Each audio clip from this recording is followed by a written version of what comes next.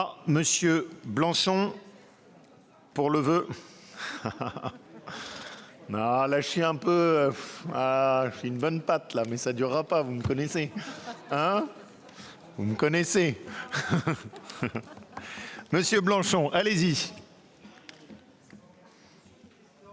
Chers collègues, après avoir démenti son arrivée, Emmanuel Macron a annoncé la semaine dernière la création du pass sanitaire dès l'âge de 12 ans, provoquant de fait l'obligation vaccinale qu'il brandit comme une menace envers nos compatriotes. À partir du mois d'août, le pass sanitaire s'appliquera dans les restaurants, les centres commerciaux, les cafés, les hôpitaux, les maisons de retraite, les établissements médico-sociaux, mais aussi dans les transports, avions, trains et cars.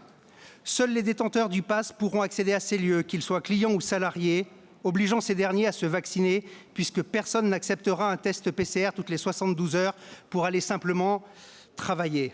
Enfin, le président de la République a affirmé que le personnel soignant cesserait d'être rémunéré dès le 15 septembre s'il n'acceptait pas la vaccination contre le Covid-19 et sera licencié au bout de 2 mois.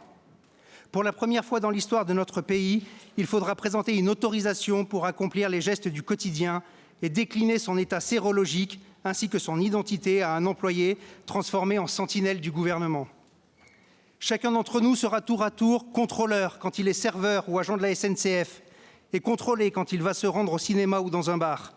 Le tout sous la surveillance des forces de l'ordre qui, elles, ne sont pas soumises à l'obligation vaccinale, du moins dans un premier temps. Le péril est une maladie dont l'âge médian des victimes depuis le début de l'épidémie est de 84 ans et l'âge moyen de 82 ans en France. Source, ce sont les données de l'INSERM, le CEPIDC, qui ont été actualisées au 18 juillet 2021.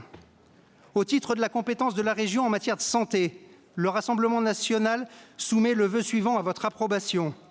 La région Auvergne-Rhône-Alpes demande au Premier ministre, premièrement, de bien vouloir expliquer aux Français la politique sanitaire actuelle, s'il le peut, plutôt que de les contraindre. Deuxièmement, de retirer le projet de loi prévu le 21 juillet qui comprend la mise en œuvre du pass sanitaire et l'obligation vaccinale du personnel soignant. Merci, chers collègues. Merci beaucoup.